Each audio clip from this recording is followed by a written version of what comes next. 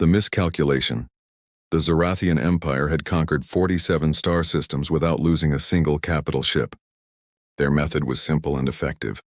They would arrive, demonstrate overwhelming force, and accept surrender. Most civilizations understood the mathematics of survival. Fighting meant extinction. Surrender meant servitude. But at least it meant life. Supreme Commander Krex studied the holographic display of the small blue planet floating before him. Earth.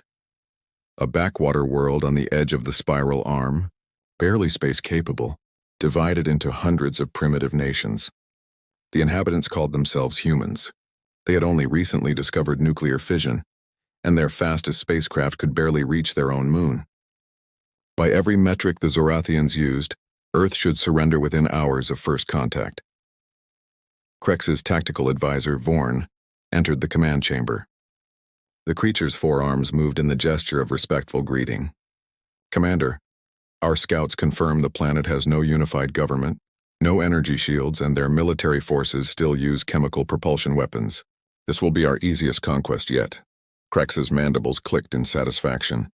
The Empire needed new resources, and Earth was rich in rare elements. The humans would make adequate laborers once properly trained.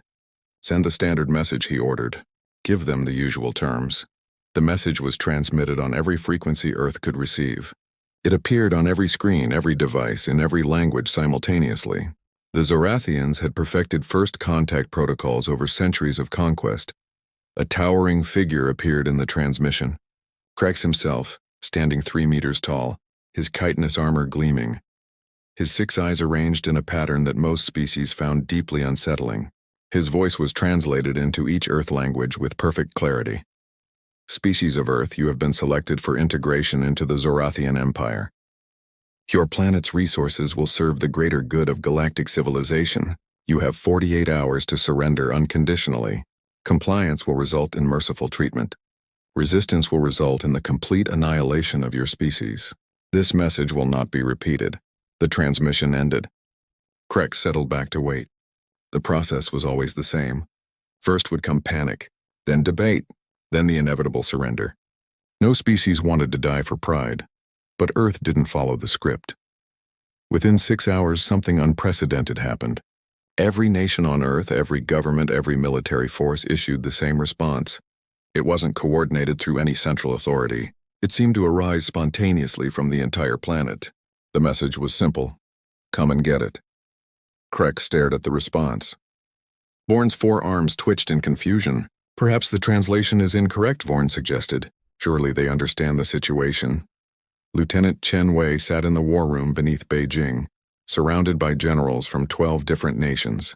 For the first time in human history, every military on Earth was sharing intelligence in real time. The alien threat had done what no peace treaty ever could.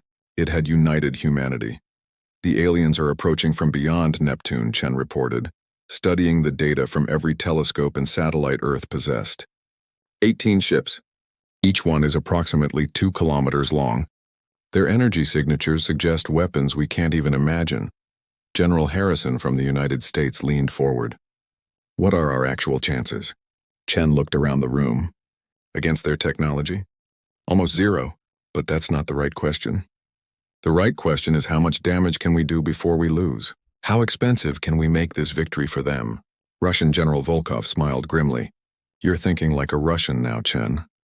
If we cannot win, we make them bleed for every meter of ground." The first Zorathian assault ship entered Earth's atmosphere 12 hours later. It descended over the Atlantic Ocean, its shields shimmering like liquid mercury. The ship was beautiful in its alien way, all curves and organic lines like something grown rather than built. Commander Krex watched from his flagship as the assault ship positioned itself over the water. A demonstration was needed. The ship fired a single plasma beam into the ocean. The water boiled instantly, creating a column of steam that rose 20 kilometers into the atmosphere. The shockwave was visible from space. "Now they will understand," Krex said. But the humans didn't surrender. Instead, something extraordinary happened. Every submarine in the Atlantic Ocean surfaced simultaneously. 137 vessels from 20 different nations. They formed a circle around the point of impact and began broadcasting a message on all frequencies. It was a list of names. Every human who had ever died defending their home. The list took 4 hours to complete. Then the submarines dove and disappeared. Krex was puzzled. This behavior didn't match any species in the Conquest database. Fear should have taken hold by now. Instead, these humans seemed to be growing more determined. Land the ground forces, he ordered. Show them conventional warfare. Perhaps they need to see Zorathian soldiers to understand their situation. The landing site was carefully chosen. The Sahara Desert, far from major population centers. The Zorathians still believed in minimizing civilian casualties when possible. 3 assault ships descended, deploying 2,000 Zorathian warriors. Each soldier stood 2.5 meters tall, encased in powered armor that could withstand most kinetic weapons. They carried plasma rifles that could vaporize a ground vehicle with a single shot. Colonel Maria Rodriguez watched through her scope from a ridge 3 kilometers away. The aliens were exactly where intelligence had predicted. The Zorathians thought like conquerors. They picked obvious strategic positions, clear landing zones, textbook deployment patterns. Humans had stopped fighting textbook wars a long time ago. All units. This is Desert Fox, Rodriguez whispered into her radio. Remember the plan. Hit and run. Make them chase shadows. Make them angry. Angry enemies make mistakes. The first attack came at sunset. The Zorathian perimeter sensors, designed to detect large military movements, didn't register the individual soldiers buried in the sand. They had been waiting for 18 hours, breathing through tubes covered in heat-dampening blankets that made them invisible to thermal sensors. Private Jackson was the first to fire. His rifle was an antique by galactic standards, firing simple metal projectiles propelled by chemical explosion. The bullet bounced off the Zorathian's armor, but it got their attention. The alien soldier turned, raising his plasma rifle. That's when the real attack began. The buried soldiers erupted from the sand simultaneously, firing not at the Zorathians but at their equipment. Fuel cells exploded. Communication arrays shattered. The humans weren't trying to kill the invaders. They were trying to strand them. The Zorathians responded with overwhelming firepower. Plasma beams turned sand to glass. The human attackers were vaporized in seconds, but by then the damage was done. Half the Zorathian equipment was destroyed or damaged. And the humans who died, they died smiling. Captain Torres watched the battle from a bunker 10 kilometers away. The aliens had taken the bait. They were pursuing the retreating human forces into the desert, away from their ships, away from their supplies. The Zorathians moved in perfect formation, maintaining tactical spacing, following their combat protocols exactly. That made them predictable. The sandstorm hit 2 hours later. It wasn't natural. Human weather modification technology was primitive, but it worked well enough to create localized atmospheric disturbances. The Zorathians' advanced sensors couldn't penetrate the swirling sand and electromagnetic interference. They were effectively blind. That's when the real human army attacked. They came on vehicles that shouldn't have worked. Ancient trucks held together with wire and tape. Motorcycles that ran on alcohol distilled from cactus. Tanks that had been in museums a week ago. The humans attacked from every direction at once. No formation. No coordination that the Zorathians could detect or predict. It was chaos. And in chaos, humans thrived. The battle lasted 6 hours. The Zorathians killed 300 human soldiers for every warrior they lost. By any military calculation, it was a devastating human defeat. But the humans kept coming. They attacked with vehicles. When the vehicles were destroyed, they attacked on foot. When their weapons were exhausted, they attacked with improvised explosives. When they had nothing left, they attacked with their bare hands. Sub-Commander Telk watched a human soldier, both legs severed by a plasma beam, crawl toward a Zorathian warrior while holding a primitive grenade. The human was singing something. Telk's translator couldn't process the words, but the tone was unmistakable. The human was happy. The warrior vaporized the crawler, but 2 more humans used the distraction to plant explosives on a transport. They died in the explosion they caused, but the transport was crippled. Commander, Telk reported to Krex, we're winning every engagement, but something is wrong. These humans don't fight like any species we've encountered. They seem to welcome death if it means damaging us. Our psychological models don't account for this behavior. From his flagship, Krex watched the battle statistics with growing unease. The numbers said the Zorathians were winning overwhelmingly, but the feeling in his thorax said otherwise. These humans were doing something no species had done before. They were making the Zorathians afraid. The Reckoning. The Galactic Council convened an emergency session for the first time in 300 years. Representatives from 94 civilizations gathered in the neutral space station, orbiting the ancient star Proxima Centauri. They had all been monitoring the Earth situation with growing alarm. Ambassador Thylon of the Arcturian Republic spoke first through their crystalline form's harmonic vibrations. The humans destroyed 3 Zorathian assault ships using chemical weapons and suicide attacks. This is unprecedented. The Zorathians have never lost a single capital ship in ground combat. The Vegan delegates' tentacles writhed in what their species considered deep thought. More concerning is how quickly the humans adapted. They studied Zorathian tactics for less than 1 rotation of their planet and found weaknesses we've never seen. On Earth, the war had taken a turn no one expected. After the desert battle, humanity did something the Zorathians couldn't comprehend. They broadcast everything. Every battle, every death, every small victory was transmitted on open channels for the entire galaxy to see. The humans turned their war into entertainment, complete with commentary, analysis, and what they called memes that somehow made jokes about their own extinction. General Kim Soo-jin stood before the assembled Earth Defense Council. The aliens expect us to fight like soldiers, but we're not just soldiers. We're engineers, artists, hackers, gamers, and crazy people with nothing to lose. They have superior technology, but we have something they don't understand. We have the entire history of human warfare, from sticks and stones to nuclear weapons. We've practiced killing each other for 10,000 years. Now, for the first time, we have a common enemy. The Jupiter Gambit, as historians would later call it, began with a message from a teenager in Mumbai. Raj Patel, 16 years old, had noticed something about the Zorathian fleet movements. They always maintained specific formations, exact distances calculated by their combat computers for optimal efficiency. What if, Raj posted on the Global Defense Network, we could use Jupiter's gravity and radiation to mess with their calculations? The idea reached Professor Sarah Chen at MIT within hours. She ran the simulations. It could work, but it would require precise timing and the sacrifice of Earth's entire commercial spacecraft fleet.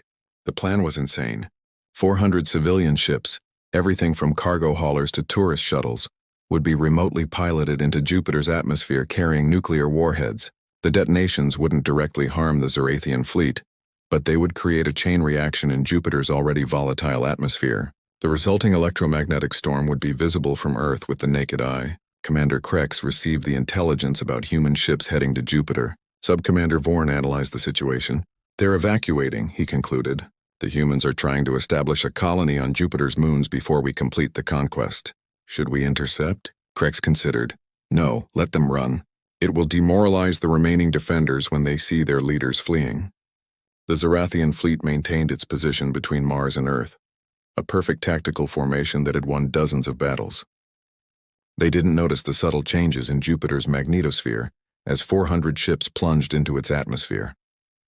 They didn't detect the nuclear detonations deep within the gas giant's clouds.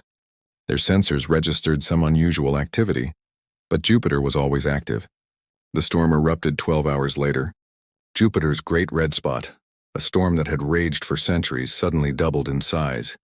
Electromagnetic pulses burst from the planet like solar flares.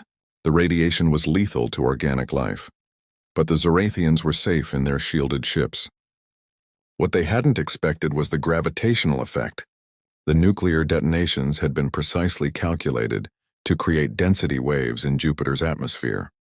These waves generated gravitational pulses that propagated through space at light speed. For ships maintaining exact formations based on gravitational calculations, it was catastrophic. The Zorathian fleet's perfect formation shattered. Ships collided. Navigation systems failed. Shields flickered as power systems struggled to compensate for rapidly changing gravitational fields. And in that moment of chaos, Earth struck. Every nuclear missile humanity possessed launched simultaneously. 5,000 warheads, most of them obsolete by galactic standards, streaked toward the disorganized Zorathian fleet. The aliens' point defense systems, designed to track and destroy incoming threats, couldn't process that many targets while their navigation systems were compromised. Only a few dozen missiles got through the defensive screens, but they targeted the right ships. Communication vessels, supply ships, the mobile repair platform. The Zorathian fleet wasn't destroyed, but it was crippled. Lieutenant Commander Maria Volkov, watched from the International Space Station as nuclear flowers bloomed among the alien fleet. "We hurt them," she transmitted to Earth. "We actually hurt them." But the psychological victory was even greater than the tactical one. Across the galaxy, civilizations that had accepted Zorathian dominance as inevitable watched in shock. The humans, with their primitive technology and suicidal tactics, had wounded the unwoundable.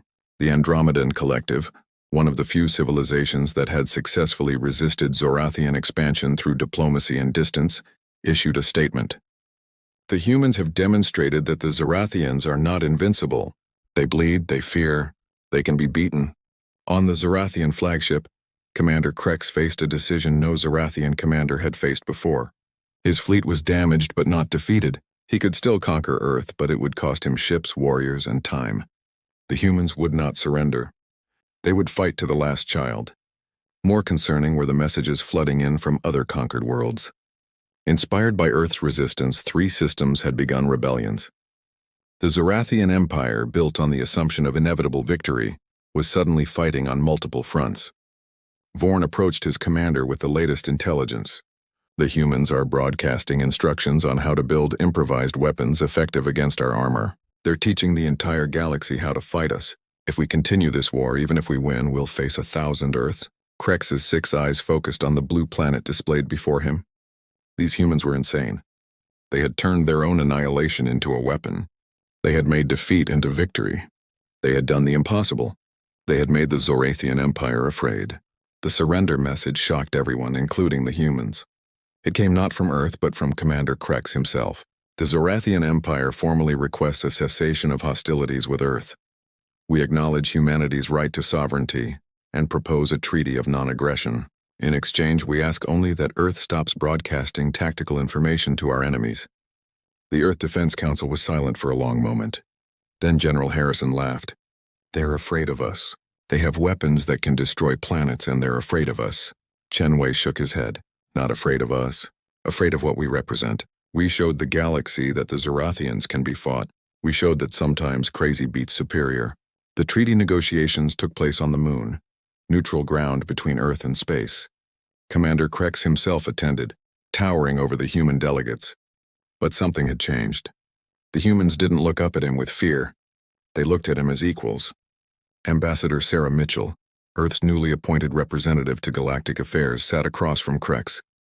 "Your empire is built on fear," she said simply. "But humans have a saying. The only thing we have to fear is fear itself.